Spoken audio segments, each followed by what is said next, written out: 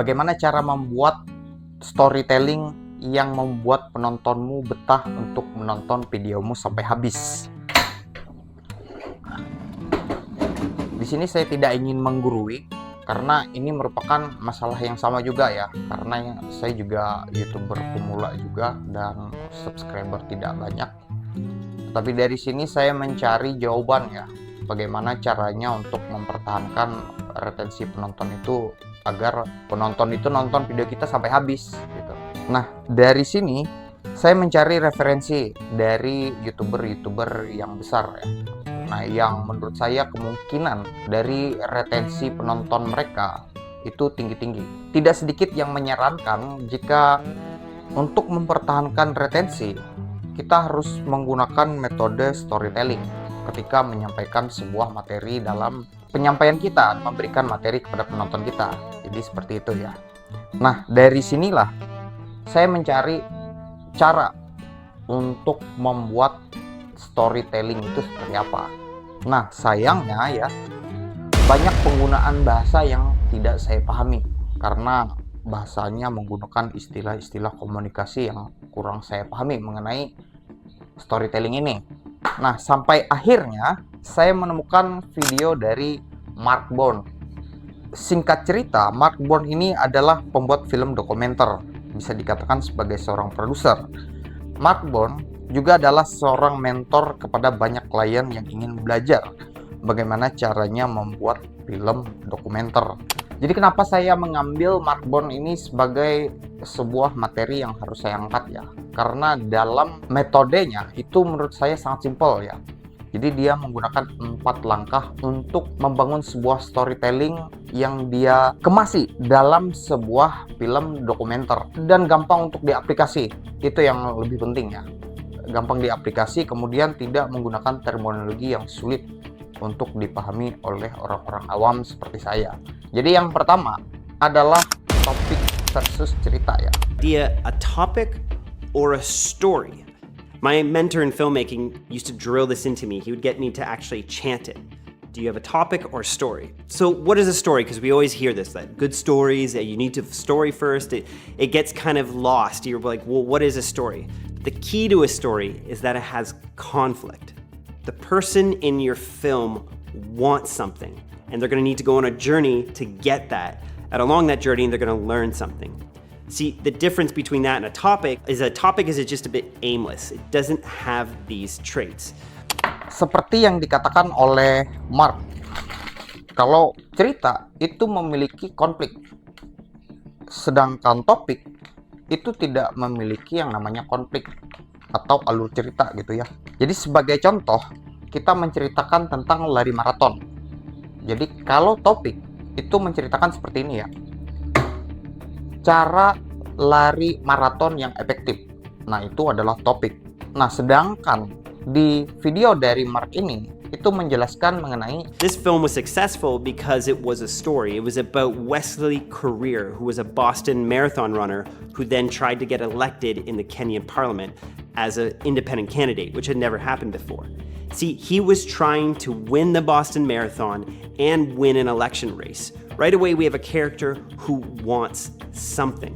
Bagaimana Wesley Career berjuang memenangkan maraton Boston sambil mencalonkan diri di parlemen Kenya. Jadi di situ jelas sekali ada konflik, ada tujuan dan ada juga tokoh di dalam penyampaian tersebut ya. Jadi cerita dari Mark ini mengundang orang untuk tetap terus mempertahankan retensi karena ingin mengetahui seperti apa ujung dari cerita yang sudah diceritakan oleh Mark itu tadi. Jadi itu adalah perbedaan konflik dan juga topik. Kemudian yang kedua adalah kita harus bisa memperkenalkan karakter dari sebuah cerita ini. Jadi kalau misalkan dari 100% skrip yang kita buat, 5-10% dari skrip tersebut kita harus bisa menjelaskan karakter kita itu siapa. Jadi karakter utama kita itu jelas ya, siapa orang yang ingin kita soroti sebagai seorang karakter utamanya. Nah, dari cara kita menentukan siapa karakter ini, ternyata kita itu bisa mengubah sebuah topik itu menjadi sebuah storytelling ya. Misalkan begini, kalau pengaplikasiannya dalam konten YouTube kita, tentunya kita sebagai pembawa atau host di dalam channel kita sendiri, itu kita bisa jadikan sebagai sebuah karakter utama dalam tokoh kita itu sendiri ya, di dalam cerita kita ketika kita menyampaikan sebuah materi. Kemudian yang kedua, orang yang kita bisa jadikan sebuah karakter adalah orang lain yang ada di dalam konten kita. Nah, contohnya saya itu menceritakan mengenai si Mark ini yang sudah memberikan materi ke saya. Jadi saya memposisikan Mark ini sebagai seorang karakter utama dalam penyampaian saya ini. Jadi itu adalah contoh yang kedua. Kemudian yang ketiga, karakter itu harus menginginkan sesuatu, atau kita harus bisa menampilkan apa yang menjadi keinginan dari si karakter yang kita perkenalkan di awal ini tadi. 3, and this is really important and often overlooked, is your characters need to want something. I'm going to borrow a quote from Aaron Sorkin, which is, if you have a character in your film and they don't want something, they're not a character. What we mean by that is everyone in your films needs to want something, or they need to help your character achieve what they want. Now, the good thing about humans is that everyone wants something. So in your film, you can actually explore that. If you don't. Nah, dalam contoh case kita ini, goal atau pencapaian yang ingin kita capai adalah meningkatkan retensi penonton dari 20% menjadi 60% hanya dalam bulan ini. Itu adalah tujuan. Jadi kita harus bisa membuat tujuan itu jelas ya, sekalipun itu hanya tersirat di dalam cerita yang ingin kita sampaikan. Kemudian yang keempat adalah, bisakah kita menunjukkan perjalanan dari tokoh utama kita ini? Can you show them trying to discover what they want or trying to achieve what they want? Jadi kita harus bisa menuangkan ya perjalanan dari tokoh utama kita ini untuk mencapai tujuan yang ingin dia capai.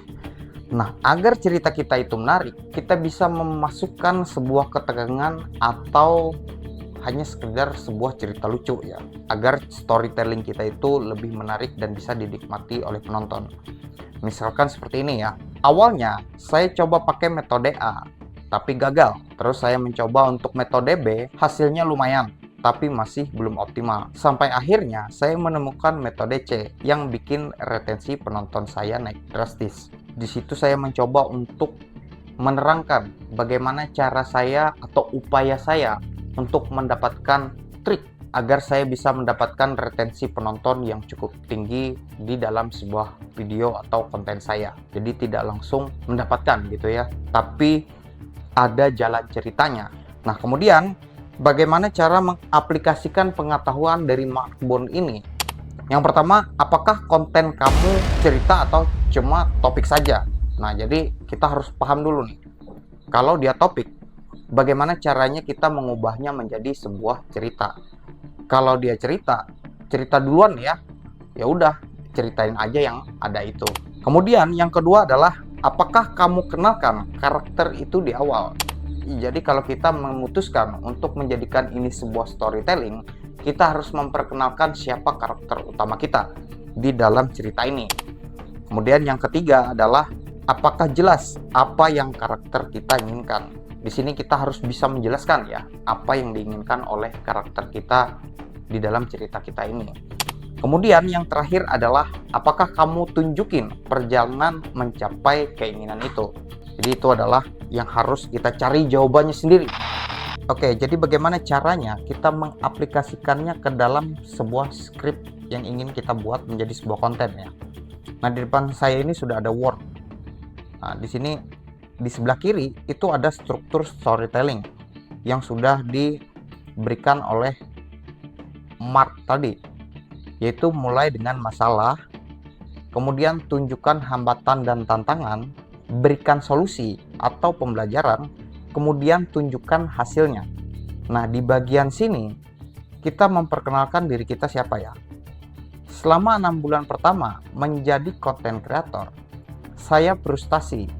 Jadi di sini saya menceritakan bahwa saya adalah seseorang yang cukup frustasi untuk menjadi seorang content creator dan melihat retensi dari penonton saya hanya 20%.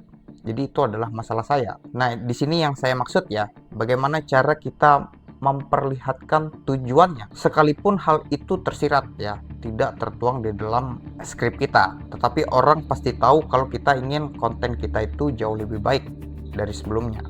Jadi itu adalah storytelling yang paling simpel untuk merubah sebuah konten topik menjadi storytelling.